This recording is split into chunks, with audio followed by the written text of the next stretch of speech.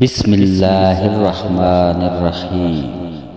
اللہ کے نام سے شروع جو بڑا مہربان نہایت رحم والا ہے۔ رسول اللہ صلی اللہ علیہ وآلہ وسلم نے ارشاد فرمایا، میری امت میں مجھ سے زیادہ محبت رکھنے والے لوگوں میں وہ بھی ہیں جو میرے بعد آئیں گے۔ ان کی یہ آرزو ہوگی کہ کاش وہ اپنا گھر بار اور مال سب قربان کر کے اسی طرح مجھ کو دیکھ لیتے۔ رسول اللہ صلی اللہ علیہ وسلم نے فرمایا، میں اس شخص کے لیے جنت میں ایک محل کا ذمہ دار ہوں جو حق پر ہوتے ہوئے بھی جھگڑا چھوڑ دے۔ کسی کا حق مارنے والا شخص۔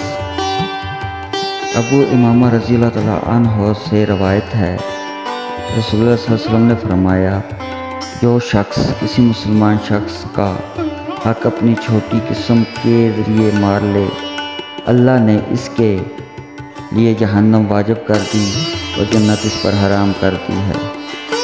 ایک شخص نے آپ صلی اللہ علیہ وسلم سے پوچھا، اگرچہ وہ معمولی چیز ہو اے اللہ کے رسول؟ آپ صلی اللہ علیہ وسلم نے فرمایا، اگرچہ وہ عراق کی پیلوں کی ایک کٹی ہوئی شاخ ہی کیوں نہ ہو۔ رسول اللہ صلی اللہ علیہ وسلم نے فرمایا، ہمارے اور کافروں کے درمیان فرق نماز ہے، جس نے نماز چھوڑ دی اس نے کفر کیا۔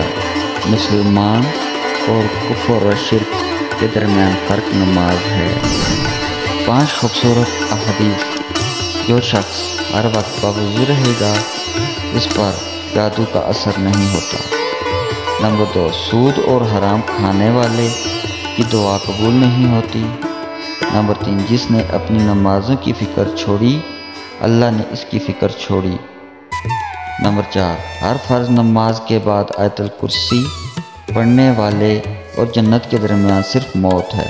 نمبر 5، اللہ اس شخص کو آباد رکھتا ہے جو حدیث سن کر دوسروں تک پہنچائے۔ مسلمان وہ ہے جس کے ہاتھ اور زبان سے دوسرا مسلمان محفوظ ہو۔ جو شخص لوگوں کا شکر گزار نہیں ہوتا وہ اللہ کا بھی شکر گزار نہیں ہوتا۔ سرخ ہونٹوں سے بہتر فرمان مصطفیٰ صلی اللہ علیہ وآلہ وسلم۔ اللہ عزیز و جل کی قسم، اگر اللہ تعالیٰ تمہارے ذریعے کسی ایک کو بھی ہدایت دے دے تو یہ تمہارے لیے سرخ ہونٹوں سے بھی بہتر ہے۔